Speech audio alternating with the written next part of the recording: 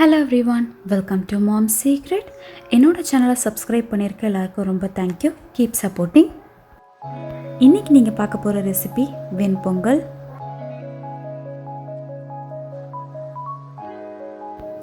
வெண்பொங்கல் ready பண்ணுறதுக்காக நான் 1 cup அளவுக்கு பாஸ்மதி ரைஸ் தான் யூஸ் பண்ண போகிறேன். ஸோ நார்மலாக பார்த்தீங்கன்னா பச்சரிசி இல்லைனா நொய் அரிசி தான் யூஸ் பண்ணுவோம்.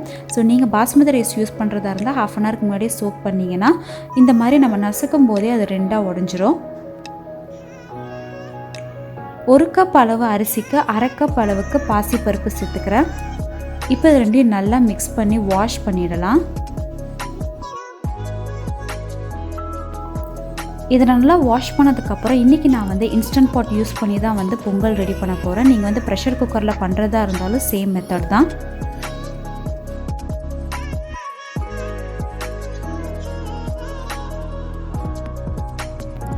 ஒரு கப் அரிசி அரை கப் பாசி பயிருக்காக நம்ம மொத்தமாக 5 கப் அளவுக்கு தண்ணி சேர்த்துக்க போகிறோம்.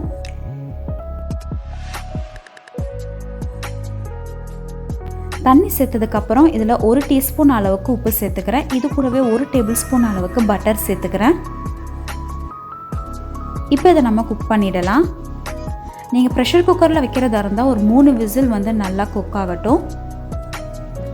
ஸோ இன்ஸ்டன்ட் பாட்டில் யூஸ் பண்ணுறீங்கன்னா 10 மினிட்ஸ் வச்சுக்கோங்க. பொங்கல் ரெடி ஆகிட்டு இருக்க டைமில் நம்ம டிஃபன் சாம்பார் ரெடி பண்ணிடுவோம். நான் 1 கப் அளவுக்கு பருப்பு எடுத்துருக்கேன். அதை நல்லா வாஷ் பண்ணதுக்கப்புறம் 3 பல்லு பூண்டு 5 சின்ன வெங்காயம் சேர்த்துக்கிறேன். இது கூட ஒரு தக்காளி நல்லா மேஷ் பண்ணி சேர்த்துக்கோங்க. 1 டீஸ்பூன் அளவுக்கு கியூமின் சீட் சீரகம், 1 டீஸ்பூன் அளவுக்கு உப்பு, 1/4 டீஸ்பூன் அளவுக்கு மஞ்சள்தூள், 1.5 டீஸ்பூன் அளவுக்கு சாம்பார் பவுடர், 1 டீஸ்பூன் அளவுக்கு மிளகாத்தூள். இதெல்லாம் சேர்த்ததுக்கப்புறம் ஒரு 2 கப் அளவுக்கு தண்ணி சேர்த்துக்கோங்க.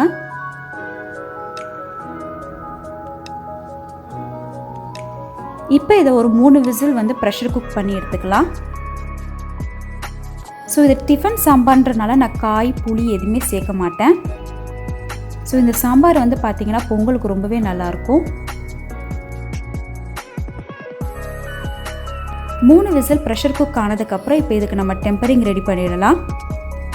ஒரு பேனில் ஒரு 2 டேபிள் ஸ்பூன் அளவுக்கு எண்ணெய் சேர்த்துக்கோங்க. எண்ணெய் நல்லா சூடானதுக்கப்புறம் 1 டீஸ்பூன் அளவுக்கு உளுந்து, 1 டீஸ்பூன் அளவுக்கு கடுகு சேர்த்துக்கிறேன். கடுகு நல்லா ஸ்ப்ளாட்டர் ஆனதுக்கப்புறம் ஒரு 2-3 காஞ்ச மிளகாய் சேர்த்துக்கோங்க. இது கூடவே கொஞ்சோண்டு கருவேப்பிலை சேர்த்துக்கோங்க.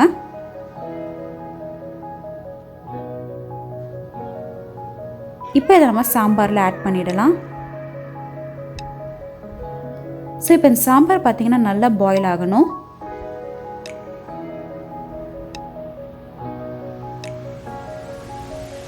சாம்பார் ரெடி ஆயிடுச்சு. இதே டைமில் பார்த்தீங்கன்னா பொங்கலும் ரெடி ஆயிடுச்சு. ஸோ ரைஸும் தாலும் பார்த்தீங்கன்னா நல்லா குக் ஆகிருக்கு.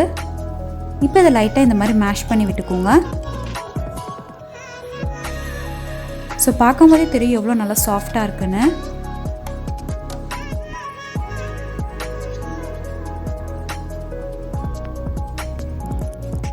ஸோ இப்போ இந்த பொங்கலுக்கு நம்ம டெம்பரிங் ரெடி பண்ணிடலாம்.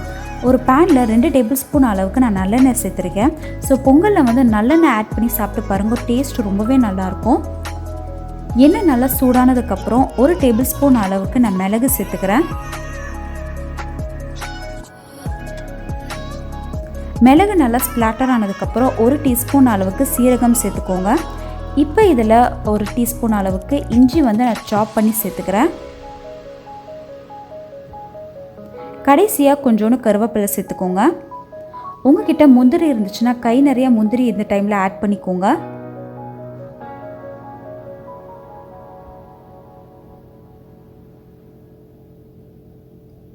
ஸோ நம்மளோட டெம்பரிங் ரெடி ஆகிடுச்சு. நெக்ஸ்ட் பொங்கல் ஆட் பண்ணிட வேண்டியதான். ஸோ இதுக்கு முன்னாடி 1 டீஸ்பூன் அளவுக்கு நான் நெய் சேர்த்துருக்கேன். இப்போ நம்ம ரெடி பண்ணி வச்சுருந்த டெம்பரிங்கை சேர்த்துக்கலாம்.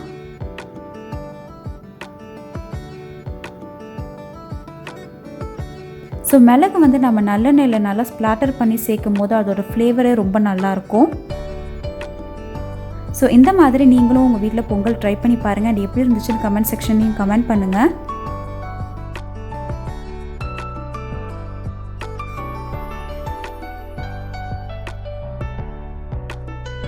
இது கூடவே வந்து சட்னியும் ரெடி பண்ணியிருந்தேன். 2 டேபிள் ஸ்பூன் அளவுக்கு தேங்காய் எடுத்துக்கோங்க. இது கூடவே 2 டீஸ்பூன் அளவுக்கு உடைச்ச கடலை.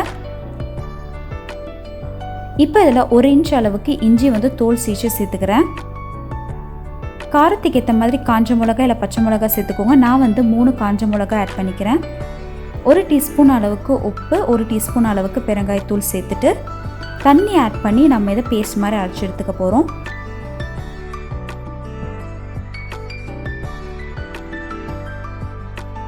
சட்னியும் ரெடி ஆகிடுச்சு. இப்போ இதுக்கு நம்ம டெம்பரிங் ரெடி பண்ணிடலாம். எண்ணெய் நல்லா சூடானதுக்கப்புறம் உளுந்து, கடுகு, காஞ்ச மிளகாய், கருவேப்பிலை இதை சேர்த்துடலாம்.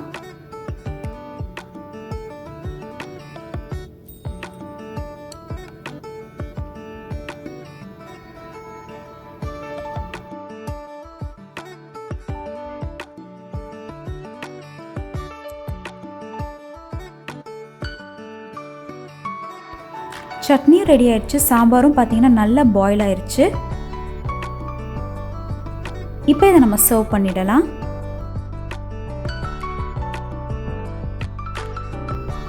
நல்லெண்ணெய் ஸ்மெல்லோட நல்ல ஒரு பொங்கல், சாம்பார், சட்னி ரெடியாக இருக்குது. நீங்களும் உங்கள் வீட்டில் இதை ட்ரை பண்ணி பாருங்கள். அது எப்படி இருந்துச்சுன்னு கமெண்ட் செக்ஷனில் கமெண்ட் பண்ணுங்கள்.